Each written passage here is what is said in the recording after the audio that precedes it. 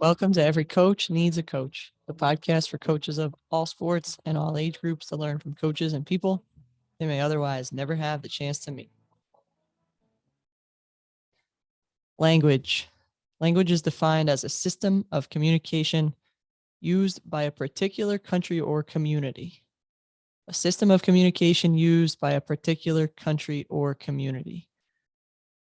A system in a community. So where you work, there's a language. And in the profession of physical therapy, there are words I use that only other physical therapists know. Something like a goniometer, which is what we use to measure range of motion. ROM is short for range of motion.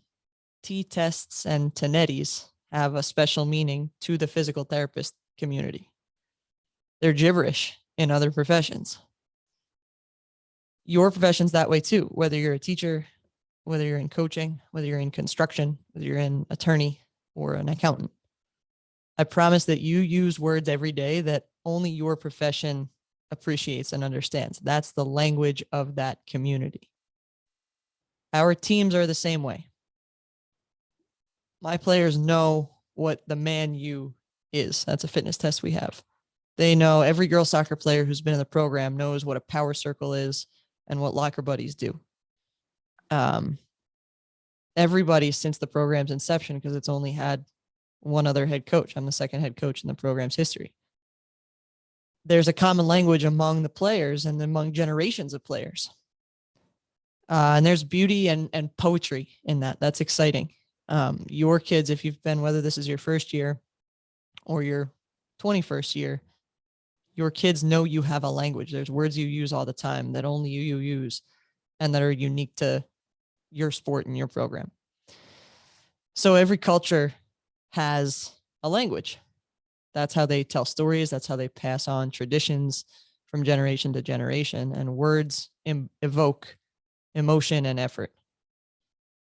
So my challenge for you, and this week we're going to talk about language. My challenge is, are you consciously aware of the effect that your language has on your players? And are you cultivating a place where certain words mean certain things and evoke certain emotions that only your kids will know? I'll give you a quick example. I started to use the phrase "eat the frog" with my kids, and "eat the frog" is, I could share the story with you another time if you haven't already heard it, but "eat the frog" is how we develop mental toughness. We do a hard thing every week, and I just tell them, who wants to eat the frog this week?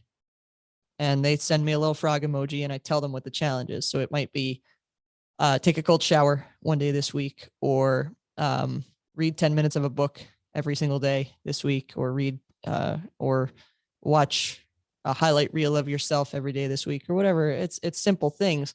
The point is to do it consistently. And the point of explaining it to you now is, if I went out on the street and I said, who wants to eat a frog? Everyone's going to look at me like I'm nuts. If I say that in front of my soccer team, in front of our team, hands will go up, eyes will get wide, and heads will nod. And other kids will, if they've never been there before, they're going to go, what the heck is she talking about? And we'll explain it. And now they understand who's eating a frog.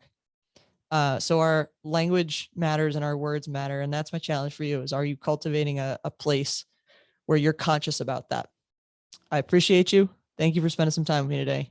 Keep getting better every day.